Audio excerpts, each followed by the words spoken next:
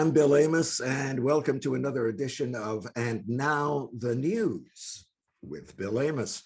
And my guest today is Charlie Smith. He's the one and only editor now, certainly the chief editor of the Georgia Straight. And the Georgia Straight is known as a very straight shooting newspaper. It's broken many major news stories over many decades. Charlie has criticized Dr. Bonnie Henry and Adrian Dix and the entire BC NDP government, actually, for the way it's handled the pandemic.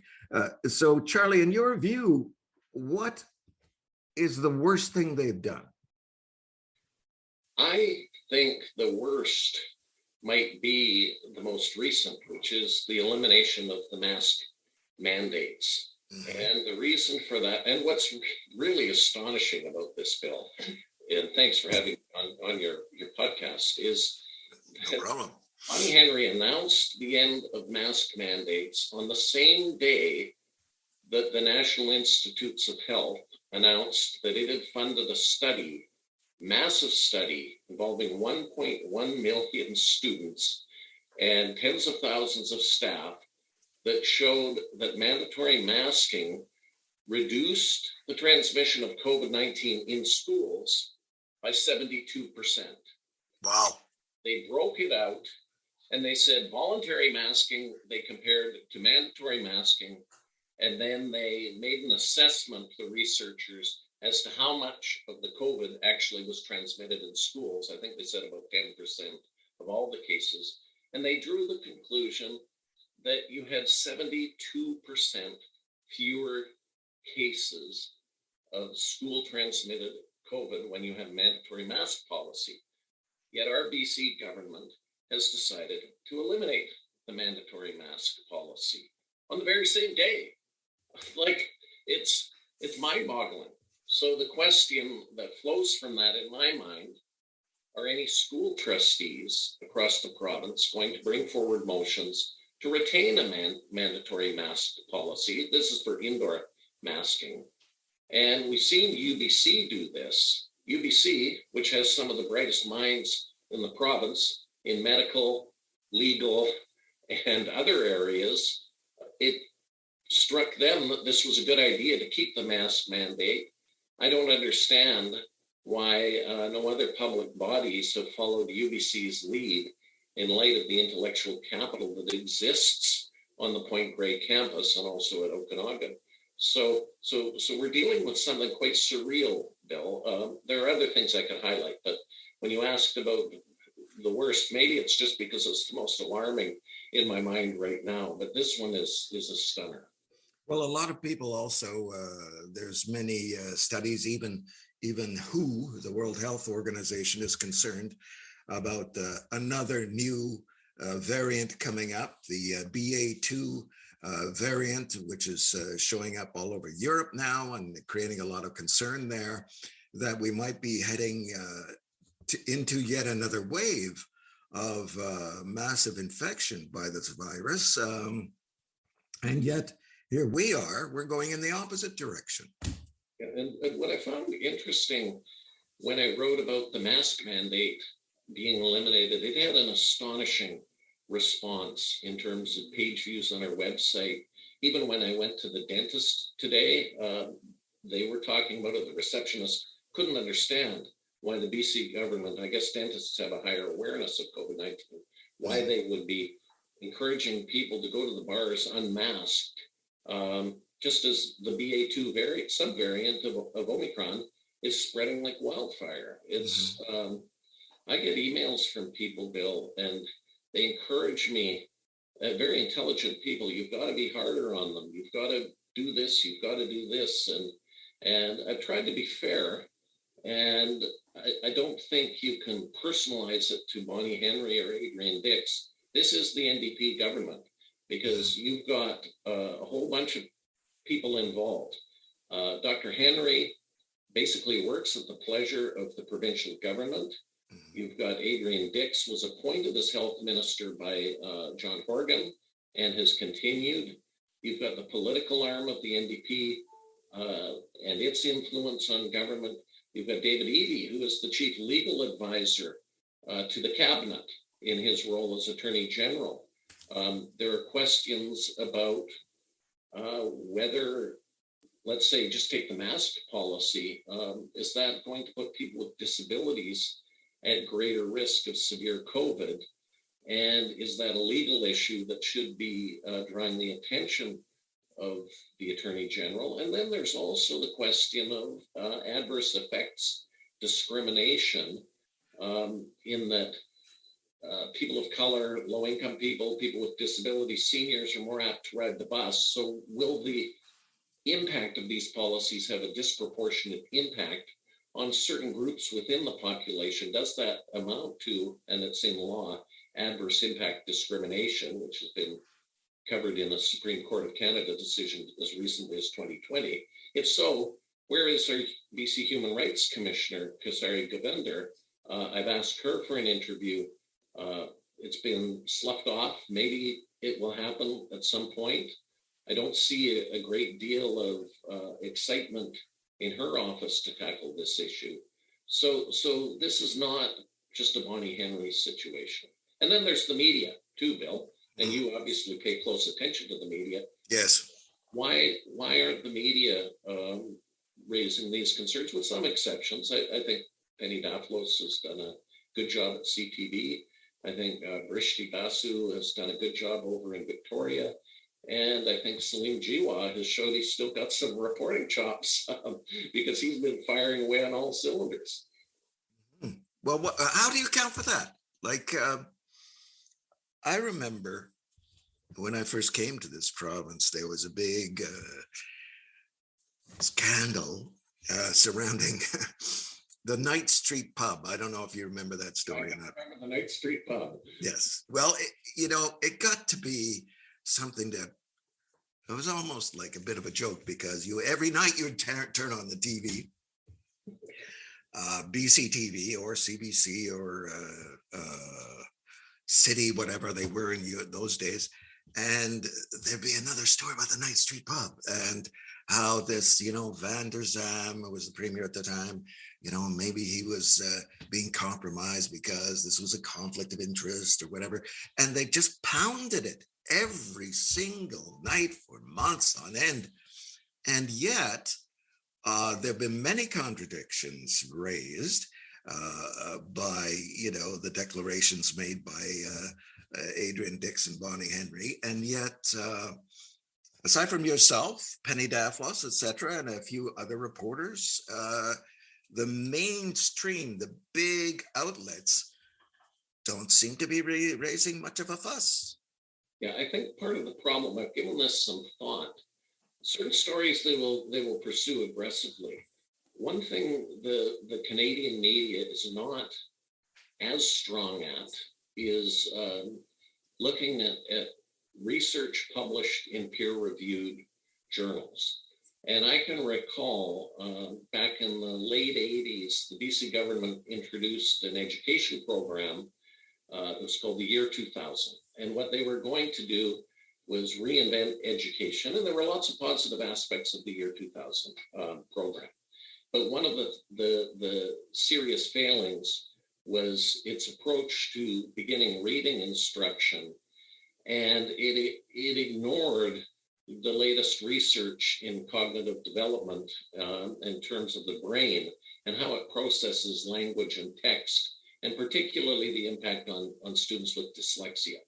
And so it was ignored by the media, but at the same time, and one exception was Andrew Nikiforuk at the Globe and Mail. But it was a huge issue because we're talking about kids being able to learn how to read and what effect that can have, first of all, on their self-esteem and ability to continue loving to learn, lifelong implications.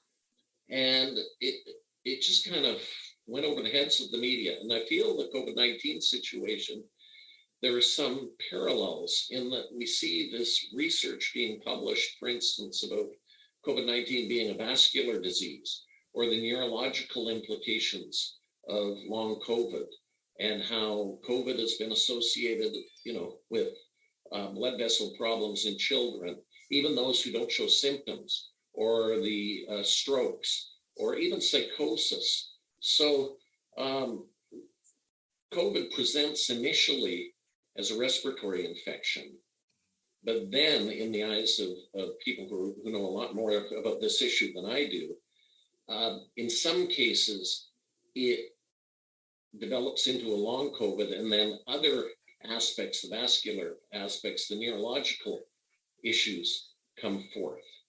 And we're being told by the BC government again and again that this is a respiratory infection and it should be responded to like the flu. And I want to emphasize, Bill, I am not a medical expert, I'm not a doctor, but I have read some of these papers and they scare the hell out of me. And I think about why am I reading these papers that are saying these things, but I'm not hearing these things in these briefings, repeated briefings by Adrian Dix and Bonnie Henry? Why are they not telling British Columbians about the neurological implications of long COVID, which has been written by high-powered researchers in very well-respected journals? And why are we not hearing that? And I think people should be upset about this. And she's never really seriously acknowledged the whole issue of aerosol spread, that it's spread through the air much more than it's spread through droplets on your desk or what have you. Yeah, I haven't even gotten into that aspect, Bill, but that is something that, like, we had something from the Vancouver Island Health Authority come out this week where they're still peddling the droplet dogma, and that they don't even seem to understand how aerosols spread through the air. And they could find out. There's some very high-powered researchers who are experts in this area, but it's almost like it doesn't exist. And then there are different schools of thought as to why that's happening. One point of view, one person told me who has done a lot of medical research in his life. He says, well, he used the phrase inertia, and that when you're bombarded with new information in a rapidly changing field, and you've already been attached to a specific position, it's hard to move off that position. And so, but then others say it's just the money, because if you acknowledge that the primary transmission of COVID is airborne, that entails a whole bunch of expenditures, including, improved filtration and things like that the government doesn't want to do. So, but I get the impression for Dr. Henry that she's a true believer in what she's saying with regard. I don't get the sense that she is really that passionate about masks. So, but if you don't believe that COVID-19 is transmitted through the air in the way that researchers who've been published in the Lancet and Science and other journals say, well, then you won't think masks are that important. You won't think ventilation is that important. And that seems to permeate the upper reaches of public health in British Columbia, whether it's in the health authorities or in the provincial health office. But I don't know for sure, because Bonnie Henry, this might throw you, Bill. I've never interviewed her. Not very many people have. Yeah, over the past couple of years, we've requested when we've had her on the cover of our paper, and it's always kind of punted forward or this or that. And I've come to the point where, well, if she wants to be interviewed, she can be interviewed. But if she doesn't, there's lots of other people who are doing research. I'm happy to interview them. Now, some people have said that, the whole reason behind all of this kind of downplaying various aspects of the virus is a decision to focus on, business interests, keeping businesses going, keeping the economy going a little bit more than on public health. What do you think of that? Oh, I think there's definitely validity to that, Bill. And you just have to look at the lobbyist registry. I did a story a while ago where I looked at all the lobbyists that were retained to respond to COVID, and it was quite astonishing. All the industries who have their paid consultants approaching the government. I don't know if parents of immune-compromised children have paid lobbyists speaking to the government, but there's certainly a long list of industries that are doing that. But I think the other issue too, yes, so there has been a default, like, let's promote economic activity wherever it's expedient. Obviously, when things have really started to spin out of control with certain waves, they'll shut things down. But that seems to be, but what I would argue, if you accept that COVID transmission is airborne and these are serious issues, shouldn't they be putting more effort into promoting things like telecommuting? That would be something, maybe promoting more active transportation, like cycling or electric scooters or whatever to get around. Just thinking about, okay, if this is how this disease is transmitted. And the other thing we're not seeing in British Columbia is government advertising to let people know about how the disease is transmitted. And for all of the failings of the British government, and there are many, that's one thing that the National Health Service has done over there, is actually educate people to open their windows. We don't even get that here in British Columbia. Wow. So today there was a little bit of a development in that the government announced it was launching a review of how they have handled COVID virus. Now, the Green Party leader, Ms. Furstenau, said that she's a little worried that this is, it's not really an inquiry per se. It's mainly maybe a communications exercise. What do you think? Well, it depends what the three officials are. They're all have extensive experience as senior bureaucrats. I looked at the questions that were asked. There were opportunities for people to raise the types of concerns that I've just raised. The question is, and then it's also going to be transmitted to the Deputy Minister to the Premier. So it's not going to Adrian Dix. Mike Farnworth is the one who announced it. The Deputy Minister to the Premier is a woman named Jill Cott, who's a very experienced civil servant.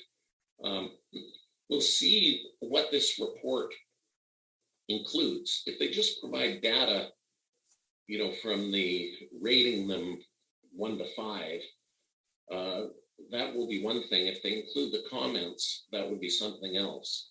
I don't think we can rule out the possibility that this will offer some insights. But at the same time, I think the government is pretty dug in right now. And also, they're not getting much resistance from the official opposition, the Liberals. Certainly, the Greens have been raising some of the issues that I just raised, but the BC Liberals don't seem to be too concerned about the government's handling of this situation. And so there's no pressure from the official opposition on the BC government to really pay attention to the science as it relates to airborne transmission, as it relates to mask mandates in schools. Right. So where do you think this is all going to end up for us here in BC? Do you have any thoughts on that?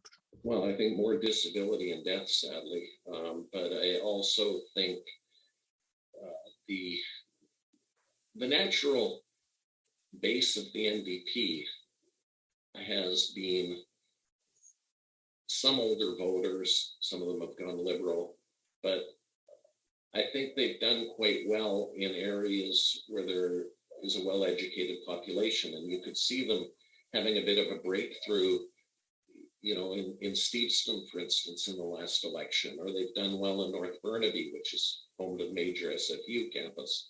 in the last couple of elections. They've done well in Port Moody.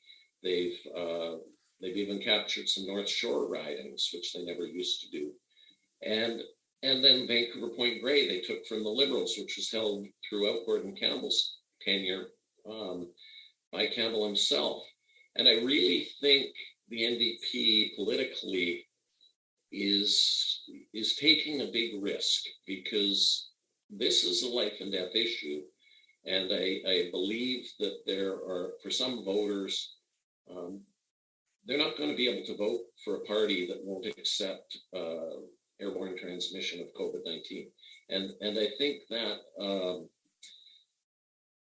that if John Horgan steps down before the next election, which he may not, but if he were to step down and there were to be a leadership race, it would be very interesting to see if any of the candidates would raise this. The problem is for those in cabinet have been going along with this, and they have to wear this. Maybe they'll get a break in the summer with more people going outside, less transmission. But if the situation doesn't change, we know what's going to happen in the fall and the winter. It's going to be absolutely brutal. And politically, I think the NDP is taking a risk by stonewalling those very, very well-educated people who are raising concerns. Well, I don't think it's going to go away anytime soon. That's for sure. Like Ravi Kahlon, the jobs minister today, was saying, using the phrase we're in the post, as we go into the post-pandemic period, and I'm going post-pandemic period. Like, Ravi, you want to run for leader of the NDP? You're going to have to wear that at some point. Yeah. He might not be writing his news releases. You never know who's actually putting these words on the page. Yes, that's true. Well, Charlie, listen, I appreciate your time. Thank you for coming on. Thank you for your insight. And I know you will continue to do a job of keeping the government as honest as you can, not only on this topic, but on many others. So again, thank you, Bill. It's been a real pleasure seeing you again. Well, terrific. Thanks very much. Okay, take care. Yeah.